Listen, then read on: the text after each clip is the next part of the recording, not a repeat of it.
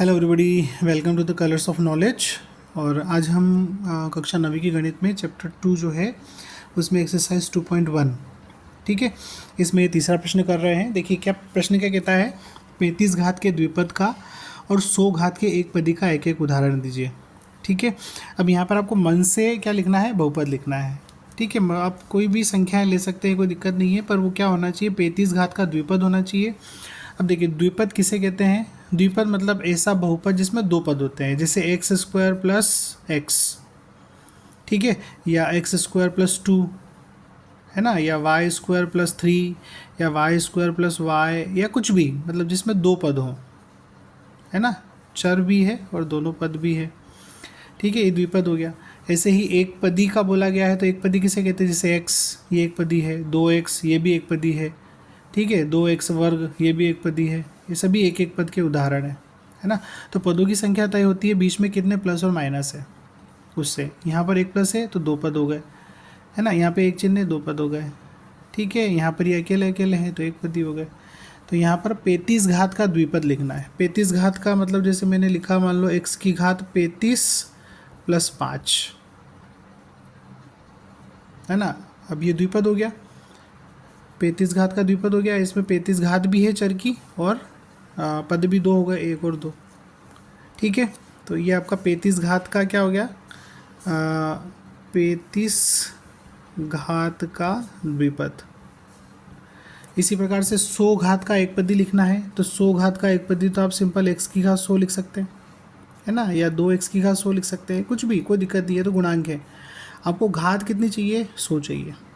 ठीक है, तो ऐसे आप अनेकों उदाहरण लिख सकते हैं। यहाँ पर दो बोले गए हैं, एक पदी और द्विपदी के, तो हमने लिख दिया है यहाँ पर। ठीक है, आशा करता हूँ आपको समझ आया होगा।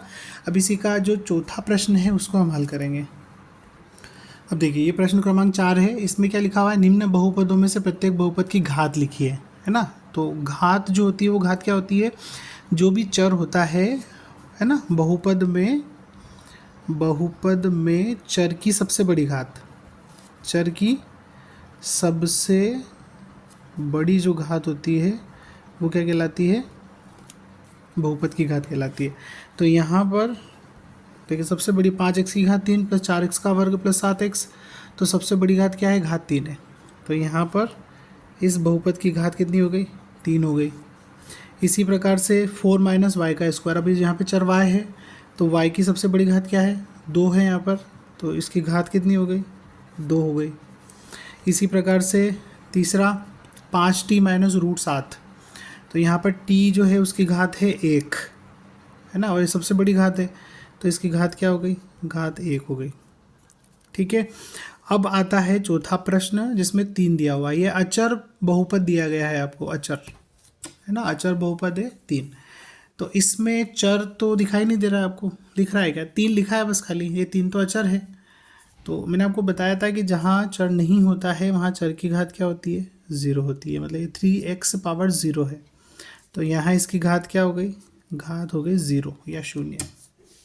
ठीक है, तो ये चौथा प्रश्न था। अब इसी का पांचवा प्रश्न हम देख लेते हैं। अब देखिए इसी में आपका प्रश्न क्रमांक 5, इसमें क्या लिखा है, बताइए कि निम्न बहुपदों में कौन कौन बहुपद रेखिक हैं, कौन कौन द्विघाती हैं और कौन कौन त्रिघाती है। ठीक है, मतलब रेखिक बताना है, द्विघाती बताना है और त्रिघाती बताना है। ठीक है, तो रेखिक जो होता है, रेखिक बहुपद क्या होता है, रेखिक में चर की अधिकतम घात 1 होती है। ठीक है, तो यहाँ पर देखिए, अच्छा, द्विघाती में अधिकतम घात 2 होती है और त्रिघाती में अधिकतम घात 3 होती है। तो ये एक्स स्क्वायर प्लस एक्स लिखा है, ये किस प्रकार का बहुपद है, ये द्विघाती बहुपद है। क्यों है, क्योंकि इसमें